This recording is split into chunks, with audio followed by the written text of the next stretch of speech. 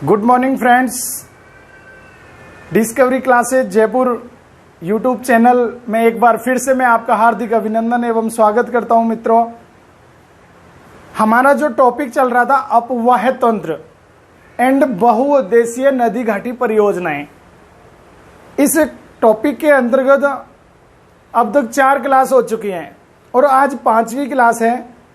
हमारा जो चल रहा था चैप्टर वो हिमालय का अपवाह तंत्र के बारे में अध्ययन कर रहे थे। हिमालय के अपवाह तंत्र को 3 भागों में डिवाइड करते हैं। जो सबसे फर्स्ट नंबर पर आता है वो है सिंधु नदी का अपवाह तंत्र, जिसके बारे में हम अध्ययन कर चुके हैं। सेकंड नंबर पर गंगा नदी का अपवाह तंत्र, इसके बारे में भी हम अध्ययन कर चुके हैं।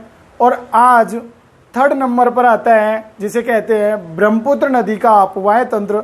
तो मित्रों, आज की क्लास में हम अध्ययन करेंगे अभी फिलहाल में ब्रह्मपुत्र नदी का अपवाह तंत्र। तो सबसे पहले आप हेडिंग लिखोगे ब्रह्मपुत्र नदी का अपवाह तंत्र। तो ये देखिए मैंने हेडिंग लिखी है यहाँ पे, ब्रह्मपुत्र नदी का अपवाह तंत्र। तो ब्रह्मपुत्र नदी के अपवाह तंत्र के अंतर्गत मित्रों, ब्रह्मपुत्र नदी प्लस उसकी सहायक नदियों को मिलाकर के जो जाल बनता है उसके अंतर्गत हम बात करेंगे, वो ब्रह्मपुत्र नदी का अपवाह तंत्र कहलाएगा। इसमें ब्रह्मपुत्र और उसकी सहायक नदियों को सम्मिलित किया जाता है। तो सबसे पहले आप हेडिंग लिखोगे ब्रह्मपुत्र नदी का अपवाह तंत्र। जब आप हेडिंग लिख लेते हो उसके बाद आपको बोर्ड की तरफ ध्यान रखना है। सबसे पहले मैं मैप बनाऊंगा और इस मैप के अंतर्गत ये मेंशन करूंगा कि ब्रह्मपुत्र नदी कौन कौन से देशों में या कौन कौन से राज्यों में होकर के प्रवाहित होती है। तो ये आपको इस मैप के अंतर्गत याद रखना है। तो अब आपने, मैं समझता हूं मैप डायग्राम बना लिया होगा, और अगर मैप आपने बना लिया है तो आप बोर्ड की तरफ देखना प्रारंभ कीजिए। माना कि ये क्या है, ये भारत है और इसके अंतर्गत याद रखना है कि सबसे पहले तो हमको याद रखना है कि ब्रह्मपुत्र नदी का उद्गम, तो उद्गम कहां से होता है। तो मित्रों, इस ब्रह्मपुत्र नदी का उद्गम होता है तिब्बत से। कहां से होता है? तिब्बत से होता है। और तिब्बत में कहां से होता है? तो आपने नाम सुना होगा मानसरोवर, सुना है क्या? मानसरोवर। तो मानसरोवर झील के निकट इसे 87 किलोमीटर, लगभग 87 किलोमीटर उत्तरी भाग में एक हिमनद है, उस हिमनद से होता है। और हिमानी हिमनद हम कह सकते हैं, कौन सा? हिमानी हिमनद। इस हिमानी हिमनद से इसका उद्गम होता है। मानसरोवर झील के उत्तरी भाग में लगभग 87 किलोमीटर की दूरी पर एक हिमनद है जिसको हम हिमानी हिमनद कहते हैं। उस हिमानी, उस बर्फ के हिमनद से किस नदी का उद्गम होता है? तो ब्रह्मपुत्र नदी का उद्गम होता है। मैं यहां लिख देता हूं, मान लेते हैं यहां पे होता है, और यहां पे क्या है? मानसरोवर।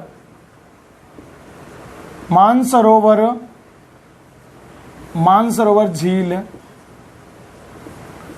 के उत्तर में, और क्या पे है? कौन सा हिमनद है? तो हिमानी, बर्फ का एक हिमनद है।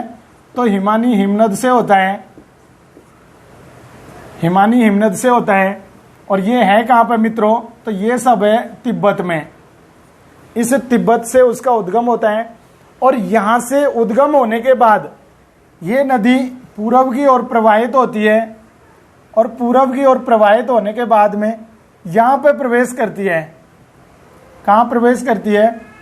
तो ये भारत में अरुणाचल प्रदेश राज्य में प्रवेश करती है। कौन से राज्य में प्रवेश करती है? तो अरुणाचल प्रदेश राज्य में प्रवेश करती है। और तिब्बत नदी को, ब्रह्मपुत्र नदी को तिब्बत में क्या कहा जाता है? तो यहां इसको बोलते हैं सांगपो नदी। सांगपो नदी यहां प्रवेश करती है। और प्रवेश कहां करती है? तो ये अरुणाचल प्रदेश में, अरुणाचल प्रदेश। तो मैं अरुणाचल प्रदेश में प्रवेश करती है। जब अरुणाचल प्रदेश में ये प्रवेश करती है उसके बाद ये असम राज्य में बहती है, और असम में बहने के बाद ये बांग्लादेश में एंट्री कर जाती है। और यहां पे अरुणाचल प्रदेश में इसको कहा जाता है दिबांग नदी। क्या कहा जाता है? दिबांग नदी। अरुणाचल प्रदेश में इसको दिबांग नदी कहा जाता है। इसके बाद ये असम में प्रवेश करती है और असम में इसे कहा जाता है क्या? ब्रह्मपुत्र नदी। क्या कहा जाता है? तो ब्रह्मपुत्र नदी। असम में इसे ब्रह्मपुत्र नदी के नाम से जाना जाता है। फिर ये बांग्लादेश में प्रवेश करती है और बांग्लादेश में जब ये प्रवेश करती है तो बांग्लादेश में इसे किस नाम से जाना जाता है मित्रों? तो बांग्लादेश में इसे जमुना के नाम से जाना जाता है। किस नाम से जाना जाता है? तो बांग्लादेश में जमुना नदी के नाम से जाना जाता है। फिर बांग्लादेश में प्रवाहित होती है और इधर से मित्रों एक नदी आती है जिसका नाम है गंगा नदी। ये गंगा नदी यहाँ पे प्रवेश कर जाती है और इसे गंगा कहा जाता है। जब ये नदी बांग्लादेश में प्रवेश करती है तो ये दोनों नदियां आपस में आकर के यहाँ पे मिल जाती हैं। जब ये बांग्लादेश में प्रवेश करती है तो इसे तो कहा जाता है जमुना नदी, और गंगा नदी को क्या कहा जाता है मित्रों? कल मैंने बताया था, तो पद्मा नदी के नाम से जाना जाता है। यहां पे तो इसे गंगा, और जैसे बांग्लादेश में प्रवेश करती है तो इसे कहा जाता है कौन सी नदी? पद्मा नदी कहा जाता है। कहां पे? तो बांग्लादेश में। बांग्लादेश में कहा जाता है कौन सी नदी? तो पद्मा। जब ये पद्मा नदी और जमुना नदी ये दोनों में आपस में मिल जाती हैं, उसके बाद पद्मा के नाम से इनकी संयुक्त धारा आगे प्रवाहित होती है। तो यहां इसे क्या कहा जाता है? पद्मा नदी।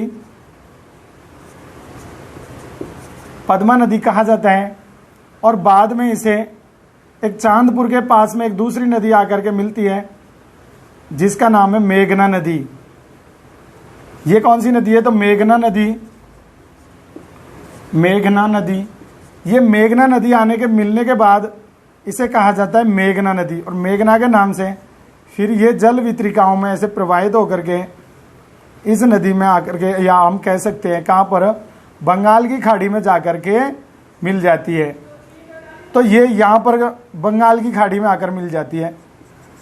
बंगाल की खाड़ी, तो बंगाल खाड़ी मिल जाती है और यहां मेघना मिलने के बाद इसे क्या जाता है? कौन सी नदी? इसका नाम हो जाता है मेघना नदी। तो ये आपको याद रखना था मित्रों ब्रह्मपुत्र नदी के संदर्भ में। एक बार मैं पुनः रिपीट करता हूं, अगर आपको याद नहीं हुआ हो तो अभी याद हो जाएगा। आपको टेंशन नहीं करनी है, सिर्फ आप और आप को बस इतना करना है कि आप वीडियो को कंटिन्यू देखते रहिए और समझने की और समझाने की टेंशन मेरे को है, आप चिंता छोड़िए।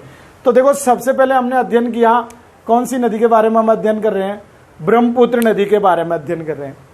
तो मित्रों, ब्रह्मपुत्र नदी का उद्गम कहां से होता है? मानसरोवर झील से। उसके उत्तरी भाग में लगभग 87 किलोमीटर दूरी पर एक हिमनद है, उस हिमनद से इसका उद्गम होता है। कौन सी नदी? ब्रह्मपुत्र नदी।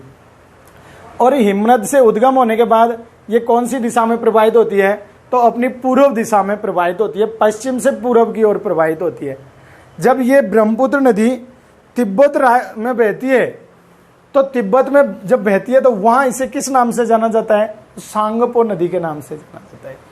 जब ये नदी तिब्बत में बहने के बाद अरुणाचल प्रदेश में प्रवेश करती है तो अरुणाचल प्रदेश में इसका नाम परिवर्तित होकर के इसका नाम हो जाता है कौन सा? दिबांग नदी। जब ये नदी अरुणाचल से असम में प्रवेश करती है तो असम में इसे कहा जाता है ब्रह्मपुत्र नदी। अब ये ब्रह्मपुत्र नदी कहां? बांग्लादेश में प्रवेश करती है। तो जैसे ही बांग्लादेश में प्रवेश करती है तो इसका नाम हो जाता है जमुना नदी। और बांग्लादेश में मैंने कल आपको क्लास बताई थी कि गंगा नदी प्रवाहित होती है, और गंगा नदी जैसे ही बांग्लादेश में प्रवेश करती है तो इसका नाम हो जाता है पद्मा। जब ये पद्मा और ये जमुना दोनों आपस में यहां मिल जाती हैं और इस जगह का नाम है गोलुंडो। गोलुंडो, गोलुंडो है कहां पर? तो पावना। और पावना कहां पर है? तो बांग्लादेश। तो इस पावना गोलुंडो के पास मिल जाती है, उसके बाद इसे पद्मा कहा जाता है। जब नीचे चलती है तो नीचे चलने के बाद यहां पे एक दूसरी नदी आकर के मिल जाती है, ये मेघना नदी, और ये जगह का नाम है चांदपुर। और ये भी कहां पर है? बांग्लादेश में। तो इसमें चांदपुर पे दूसरी नदी मेघना मिल जाती है, फिर इसकी इनकी संयुक्त धारा मेघना के नाम से प्रवाहित होती है। और मित्रों, अंत में यह नदी जल वितरिकाओं में डिवाइड हो जाती है और डेल्टाई क्षेत्र का निर्माण करते हुए ये कहाँ पे चली जाती है, इस बंगाल की खाड़ी में जाकर के मिल जाती है। कौन सी नदी, तो उसका याद रखना है। हम किसकी बात कर रहे हैं, ब्रह्मपुत्र नदी। तो मित्रों ब्रह्मपुत्र नदी है, तो ब्रह्मपुत्र नदी 1120 किलोमीटर प्रवाहित होती है कि कहां पर, तिब्बत में। तिब्बत में कितना प्रवाहित होती है, 1120 किलोमीटर बहती है। इसके अलावा 916 किलोमीटर, ये 916 किलोमीटर कहां प्रवाहित होती है, तो ये भारत में होती है। भारत में 916 किलोमीटर। और तिब्बत में कितना है, तो तिब्बत में है मित्रों कितने, 1120 किलोमीटर। और बात की बांग्लादेश, तो बांग्लादेश में 240 किलोमीटर प्रवाहित होती है। लगभग हम कहें तो ये कुल इसका प्रवाह क्षेत्र लगभग 2900 किलोमीटर क्षेत्र में प्रवाहित होती है। कौन सी नदी, तो वो है, आपको याद रखनी है, ब्रह्मपुत्र नदी। इसको अलावा मैं आपको बता देता हूं कि ब्रह्मपुत्र नदी पर एक द्वीप बना हुआ है जिसे कहते हैं हम माजुली द्वीप। कौन सा द्वीप, माजुली द्वीप स्थित है। मैं स्टार बना के इनको यहाँ पे लिख देता हूं, आप उसको मेंशन कर लेना। देखो सबसे पहले आपको याद रखना है कि ब्रह्मपुत्र नदी, इनके उपनाम लिख देता हूं पहले, सबसे पहले उपनाम, और देश या आप लिख लीजिए स्टेट। इस प्रकार से एक टेबल बनाओगे आप। सबसे पहले उपनामों में मैंने बोला सांगपो नदी। तो मित्र बताओ, उसमें देख के बताओ मानचित्र में सांगपो कहाँ कहा जाता है इसको, तो तिब्बत में कहा जाता है। और लंबाई भी लिख दो, लंबाई। तो तिब्बत में इसे क्या कहा जाता है, सांगपो नदी। तिब्बत में कितनी है, लगभग 1120 किलोमीटर ये तिब्बत में प्रवाहित होती है। इसके बाद में नेक्स्ट आता है, अरुणाचल प्रदेश में प्रवेश करती है। अरुणाचल प्रदेश, और मित्रों अरुणाचल प्रदेश कहां पर पड़ता है ये, तो ये सॉरी अरुणाचल, यहां नाम लिखेंगे और इसका नाम है यहाँ पे दिबांग नदी। दिबांग नदी, और दिबांग नदी है कहां पर, तो अरुणाचल प्रदेश में। अरुणाचल प्रदेश में इसको क्या कहा जाता है, अरुणाचल प्रदेश में दिबांग नदी कहा जाता है। इसके अलावा नेक्स्ट आता है असम। तो असम राज्य में, सॉरी, यहां पे कहा जाता है इसको ब्रह्मपुत्र। क्या कहा जाता है, ब्रह्मपुत्र नदी। और ब्रह्मपुत्र नदी कहां बोलते हैं इसको, तो असम में बोलते हैं। और इन दोनों में इसकी लंबाई कितनी है, 916 किलोमीटर ये इसकी लंबाई है, 16 किलोमीटर। ये कहां पर है, भारत में है। इसके अलावा नेक्स्ट आपको याद रखनी है, ये तिब्बत में प्रवेश करती है, तिब्बत में। और तिब्बत में इसको किस नाम से जाना जाता है, तो तिब्बत में इसे नाम से जाना जाता है सबसे पहले जमुना नदी। फिर इसको कहा जाता है पद्मा नदी। और फिर क्या मिल जाती है इसमें, पद्मा और जमुना दोनों मिल जाती हैं। तो पद्मा और जमुना दोनों मिल जाती हैं। उसके बाद इसमें मिलती है जमुना और मेघना। ये आपको याद रखना है। इसे कहा जाता है कहाँ पर, बांग्लादेश में। बांग्लादेश में कहा जाता है। और पद्मा और जमुना मिलने के बाद इसको क्या कहा जाता है, तो पद्मा कहा जाता है। ये जब दोनों मिल जाती हैं तो इसको पद्मा कहा जाता है। जब जमुना और मेघना मिल जाती हैं तो क्या कहा जाता है, मेघना कहा जाता है। इस सबकी जब आपको याद रखोगे तो मित्रों ये है लगभग 240 किलोमीटर है। तो ये आपको याद रखनी है इस नदी के संदर्भ में। इसके अलावा मैं आपको बताना चाह रहा हूँ कि इस नदी पर एक द्वीप बना हुआ है, जिस द्वीप का नाम कौन सा है, तो ब्रह्मपुत्र नदी पर ब्रह्मपुत्र नदी पर माजुली द्वीप स्थित है। क्या नाम है, माजुली द्वीप स्थित है। तो आपसे क्वेश्चन पूछा जा सकता है और कई एग्जामों में, एसएससी के एग्जाम, कई बार आरएस एग्जाम में भी तक ये क्वेश्चन पूछ लिया गया है, माजुली द्वीप किस नदी पर स्थित है। तो आपको याद रखना है मित्रों, माजुली द्वीप किस नदी पर है, तो ब्रह्मपुत्र नदी पर स्थित है। कौन सा द्वीप है, माजुली द्वीप स्थित है ब्रह्मपुत्र नदी पर, ये याद रखना था ब्रह्मपुत्र नदी के संदर्भ में। इसके अलावा अपन को याद रखना है ब्रह्मपुत्र नदी के जो परियोजनाएं जो संचालित हैं ब्रह्मपुत्र नदी पर, उनके बारे में याद रख लेंगे। इसके अलावा मैं कह सकता हूं नेक्स्ट पॉइंट में कि ये भारत की सबसे लंबी नदी है, या हम कह सकते हैं भारत में बहने वाली सबसे लंबी नदी, सबसे लंबी नदी। तो भारत में बहने वाली सबसे लंबी नदी कौन सी है, तो भारत में बहने वाली सबसे लंबी नदी है मित्रों ब्रह्मपुत्र नदी। इसके अलावा याद रखनी है कि सबसे ज्यादा जल विद्युत की उत्पादन क्षमता वाली नदी कौन सी है, तो उसमें भी आपको याद रखना है कौन सी नदी हो जाएगी, तो वो भी कौन सी है, ब्रह्मपुत्र नदी। या कह सकता हूं सर्वाधिक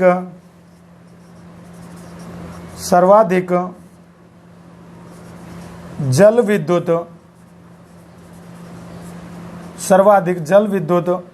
उत्पादन क्षमता वाली नदी। तो सर्वाधिक जल विद्युत का उत्पादन की क्षमता जो रखने वाली नदी है वो भी कौन सी नदी है मित्रों, तो सर्वाधिक जल विद्युत के उत्पादन क्षमता वाली नदी भी कौन सी है, तो वो भी कौन सी हो जाएगी, ब्रह्मपुत्र नदी हो जाएगी, सर्वाधिक जल विद्युत उत्पादन क्षमता वाली नदी। इसके अलावा माजुली द्वीप स्थित है, तो वो नदी कौन सी है, ब्रह्मपुत्र नदी। और भारत में बहने वाली सबसे लंबी नदी कौन सी है, तो वो भी ब्रह्मपुत्र नदी है। और कुल अगर यहाँ लिखना है कि कुल लंबाई, तो कुल आपको याद रखना है कुल है इसकी लगभग 2900 किलोमीटर, 2900 किलोमीटर क्षेत्र में प्रवाहित होती है लगभग। इसके अलावा इसमें कई शहर बसे हुए हैं, और कौन कौन से हैं, जैसे गुवाहाटी,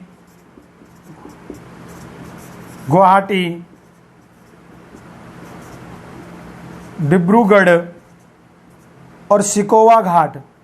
कौन सा घाट, सिकोवा घाट शहर स्थित है।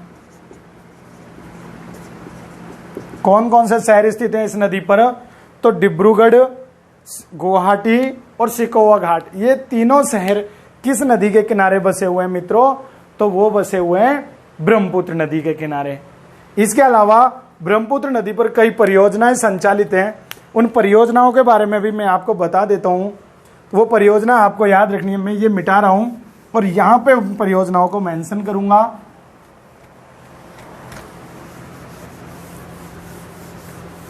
ठीक है, यहां आपको याद रखना है, इसको यहां से भी मिटा देता हूं, इस क्षेत्र में हम लिखेंगे, इसको मैं यहां लिख देता हूं, बंगाल की खाड़ी, बंगाल की खाड़ी लास्ट में कहाँ मिल जाती है, ये बंगाल की खाड़ी में जाकर के मिल जाती है। और इस पर कौन कौन सी परियोजनाएं स्थित है, तो सबसे पहले आप लिखोगे या आप ध्यान रखोगे यहाँ पे, तो मित्रों सबसे पहले परियोजना है उसका नाम है तीस्ता थर्ड परियोजना। फिर नेक्स्ट सेकंड नंबर पर है तीस्ता फोर्थ परियोजना, और थर्ड नंबर पर है तीस्ता 5 परियोजना। अब आपने सोच रहे होंगे कि सर फर्स्ट सेकंड तो आपने लिखी नहीं, बताई नहीं, तो मित्रों अभी फर्स्ट सेकंड वर्तमान में बंद है, थर्ड से आपको याद रखना है।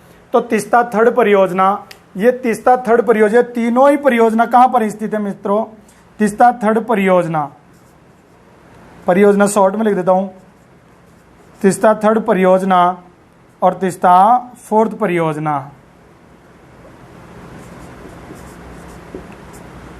तीस्ता फोर्थ परियोजना, 5 परियोजना और थर्ड परियोजना, ये जो परियोजनाएं ये मित्रों तीनों के तीनों कहां पर हैं, तो सिक्किम में स्थित हैं। ये भी सिक्किम में, ये भी सिक्किम में, और ये भी कहां पर है, तो ये भी सिक्किम में स्थित है। ये जो पहली तीस्ता थर्ड परियोजना है, इस तीस्ता थर्ड परियोजना से इसमें 200 मेगावाट की 6 इकाई लगाई गई हैं, यानी टोटल 1200 मेगावाट बिजली का उत्पादन कौन सी परियोजना से होता है? थर्ड परियोजना से होता है। इसके अलावा फोर्थ परियोजना में 125 मेगावाट की 4 इकाई लगाई गई है, यानी 500 मेगावाट बिजली का उत्पादन किससे होता है? फोर्थ परियोजना से होता है। और मित्रों तीस्ता 5 परियोजना से 500 मेगावाट बिजली का उत्पादन होता है। मैं समझता हूं आपको तीनों याद हो गई होंगी, तीस्ता थर्ड, तीस्ता फोर्थ और तीस्ता 5। तीनों कहां पर हैं? सिक्किम में स्थित है। इसके अलावा तीस्ता थर्ड से 200 मेगावाट की 6 इकाई लगाई है, यानी टोटल कितना होता है? 1200 मेगावाट होता है। तीस्ता फोर्थ परियोजना पे 125 मेगावाट की 4 इकाई लगाई गई है, 500 मेगावाट विद्युत का उत्पादन होता है। और तीस्ता 5 परियोजना से कितना होता है? इससे 510 मेगावाट होता है। सॉरी, कितना? इससे 510 मेगावाट बिजली का उत्पादन होता है। कौन सी परियोजना से? इसके अलावा नेक्स्ट याद रखनी है, इसमें फोर्थ नंबर पे मैं यहां लिख देता हूं, फोर्थ नंबर पर है, उसका नाम है लोकटक परियोजना। लोकटक परियोजना। और ये मित्रों लोकटक जो परियोजना है ये मणिपुर में है। ये लोकटक परियोजना मणिपुर में है और यहां से 90 मेगावाट बिजली का उत्पादन होता है। 90 मेगावाट बिजली का उत्पादन होता है। इसके अलावा जो 5 नंबर पे जो परियोजना आती है वो है सुबनसिरी परियोजना। और ये मित्रों सुबनसिरी जो परियोजना है ये अरुणाचल प्रदेश राज्य में है। कौन सी परियोजना? सुबनसिरी परियोजना। और सुबनसिरी परियोजना है कहां पर? तो ये अरुणाचल प्रदेश में है। और सुबनसिरी परियोजना से 2000 मेगावाट बिजली का उत्पादन होता है। कौन सी परियोजना से? तो सुबनसिरी परियोजना से 2000 मेगावाट विद्युत का उत्पादन होता है। इसके अलावा मित्रों इसमें और कई परियोजनाएं हैं जो प्रस्तावित हैं, उनको भी मैं बताऊंगा। तब तक आप इसका एक बार स्क्रीनशॉट ले लीजिए और फिर नेक्स्ट मैं उनको बता रहा हूं। अभी थोड़ा इसको मिटाऊंगा और स्पेस हो जाएगा।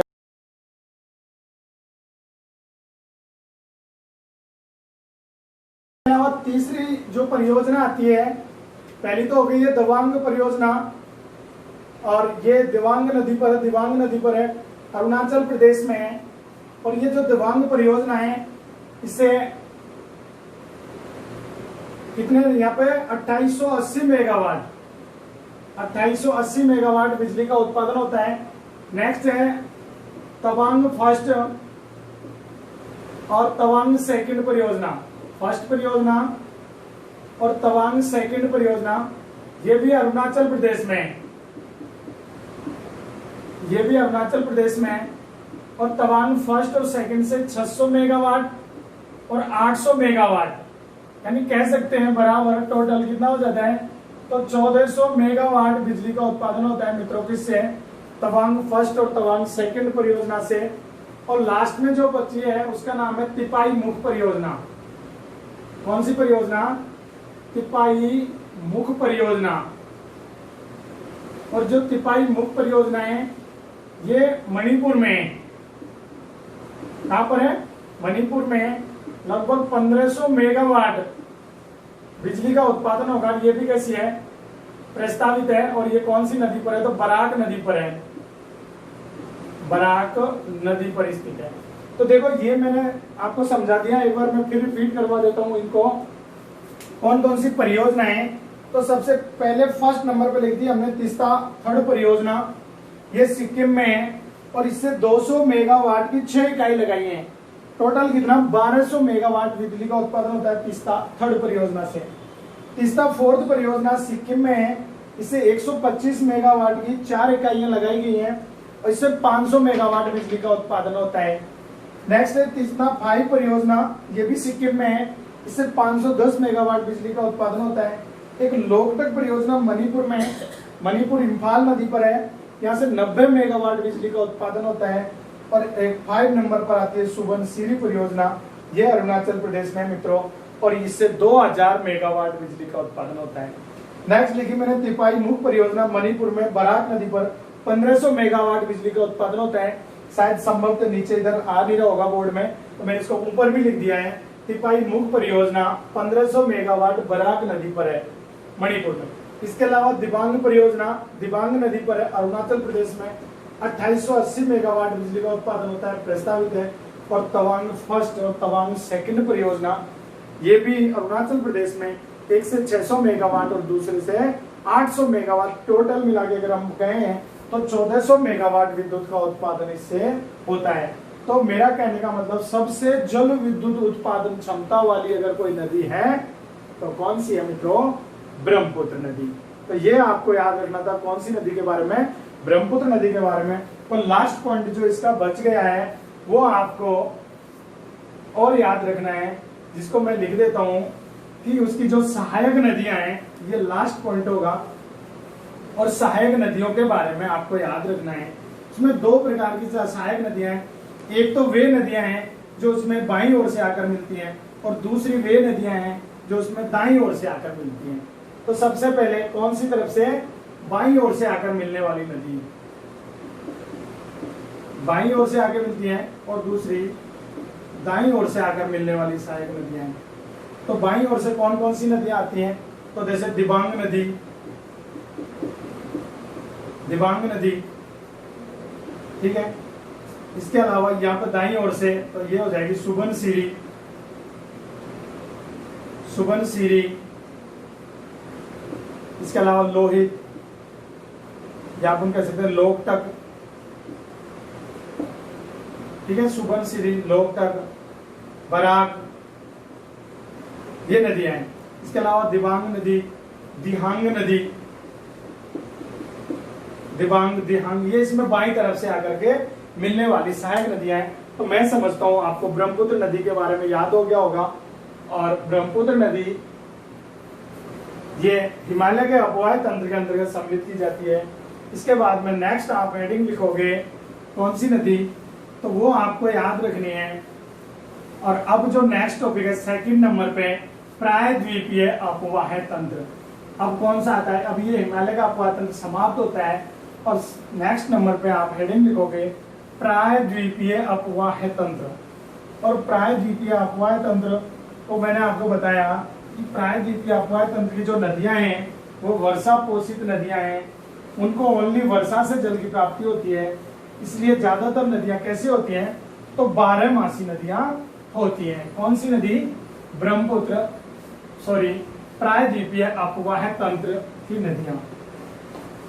और प्रायद्वीपीय अपवाह तंत्र की नदियों में कौन सी नदियां आती हैं? जो अपना जल बंगाल खाड़ी और अरब सागर की शाखा में ले जाती है। इसके अलावा पश्चिम से पूरब की तरफ बहने वाली नदी और पूरब से पश्चिम की तरफ बहने वाली नदी, अलग अलग, पश्चिम से पूरब और पूरब से पश्चिम, उनको सम्मिलित किया जाता है। तो आप हेडिंग लिखोगे प्रायद्वीपीय अपवाह तंत्र, सेकंड नंबर डालेंगे प्रायद्वीपीय अपवाह तंत्र। तो प्रायद्वीपीय अपवाह तंत्र नेक्स्ट हेडिंग लिखोगे, और फिर उसके अंतर्गत अपन को पढ़ना है